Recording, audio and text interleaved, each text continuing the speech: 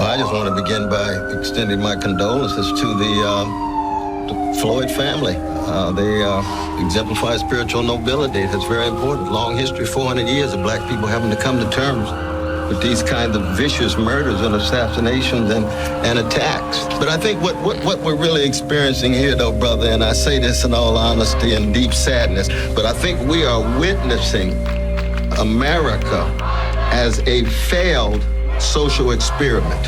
And what I mean by that is that the history of black people for over 200 and some years in America has been looking at America's failure. Its capitalist economy could not generate and deliver in such a way that people could live lives of decency. The nation state, its criminal justice system, its legal system could not generate protection of rights and liberties. And now our culture, of course, is so market-driven, everybody for sale, everything for sale. It can't deliver the kind of nourishment for soul, for meaning, for purpose. And so when you get this perfect storm of all of these multiple failures at these different levels of the American empire, and Martin King already told us about that. When I saw those pictures there in Atlanta, you could see Martin right there in Atlanta saying, I told you about militarism, I told you about poverty, I told you about materialism, I told you about racism and all of its forms. And what we've seen in America is now these chickens coming home to roost. And in this instant, you have Brother George, where it is so clear it is a lynching at the highest level. Nobody can deny it. And I thank God that we have people in the streets. Can you imagine this kind of lynching taking place and people are indifferent? People don't care? People are callous? But you know what's sad about it though, brother? At the deepest level?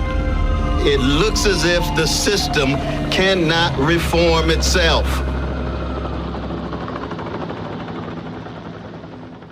I'm the son of a police officer. My cousin is a police officer. And my other cousin, East Point, police officer. And I got a lot of love and respect for police officers, down to the original 8 police officers in Atlanta that even after becoming police had to dress in a YMCA because white officers didn't want to get dressed with niggers. And here we are 80 years later. I watched a white officer assassinate a black man. And I know that tore your heart out. And I know it's crippling. And I have nothing positive to say in this moment, because I don't want to be here. I'm duty bound to be here to simply say that it is your duty not to burn your own house down for anger with an enemy. It is your duty to fortify your own house so that you may be a house of refuge in times of organization. I'm mad as hell. I woke up wanting to see the world burn down yesterday because I'm tired of seeing black men die. He casually put his knee on a human being's neck for 9 minutes as he died like a zebra in the clutch of a lion's jaw. So that's why children are burning to the ground. They don't know what else to do. So my question for us on the other side of this camera is, after it burns, will we be left with charred, or will we rise like a phoenix out of the ashes?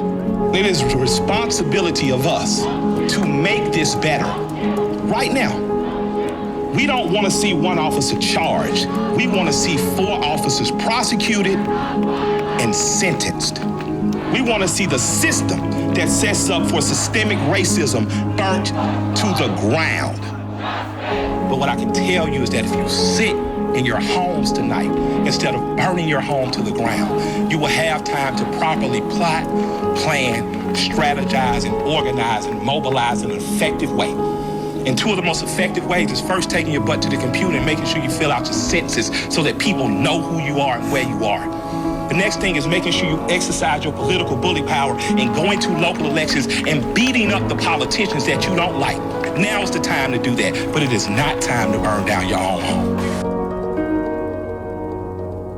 Now is the time to plot, plan, strategize, organize, and mobilize.